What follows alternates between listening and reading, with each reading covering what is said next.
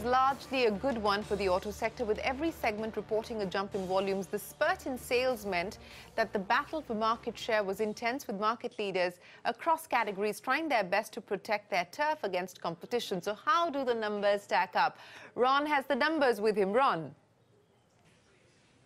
Well, there are quite a few interesting trends. Let's start with the two-wheeler category, which we've actually broken up into motorcycles and scooters. In the motorcycle category, as you can see, Hero MotoCorp still continues to rule the roost with a market share of 51.3%. But if you concentrate closely, there is a 1 percentage point drop, which clearly the management will not be too happy about. Bajaj Auto, on the other hand, has seen a marginal increase in its share to 18%, primarily on the back of good volumes in the 125cc and the 150cc category.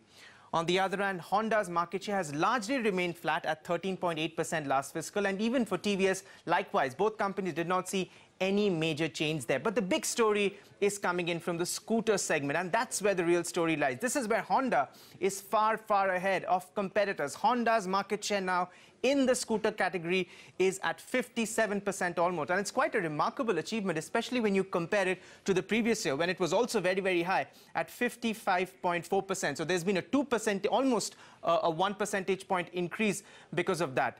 Now, Honda's gain means the loss for both TVS and Hero. TVS's market share falling to 14.7% from 15.3%, and Hero especially has seen an over 2 percentage point dip. So that's the big takeaway. And of course, it's Activa that is doing the magic for Honda. It is now the country's highest selling two-wheeler, even outselling Hero's Splendor. Let's go over to the passenger vehicle segment. Now, what a year this has been for Maruti Suzuki. It's also reflected in the numbers. Their market share now at 47%. And with the company now targeting reaching 2 million volumes by 2020, who knows, they may still have some more headroom to growth. Hyundai coming in at a far distant 17%, followed by M&M at 8%. But the real story, just the way in the two-wheelers it was scooters, in the passenger vehicles, it's the SUV space. And the big takeaway here is the competition between M&M and Maruti Suzuki. M&M's market share last fiscal stood at over 29%, but it marks an almost 10 percentage point decline from the previous financial year. Look at Maruti Suzuki. They were hardly 16% in FY16, but in the last financial year, their market share has gone up to 25.6%, and the gap between these two companies is now less than 30,000 units. So M&M will have to do a lot better if they are to hold on to the tag of the country's largest SUV maker.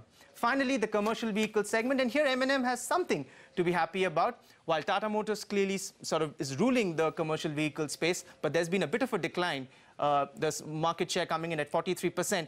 M&M has now dislodged Ashok Leyland, and they've now become the second largest CV maker in the country, primarily on the back of LCVs. Remember, Ashok Leyland does not have LCVs at this point, or they have only 2, but they are working on at least 2 more new platforms in the coming 18 to 24 months. You can only expect the battle for market share to intensify in the coming fiscal. That's all from me. Back to you.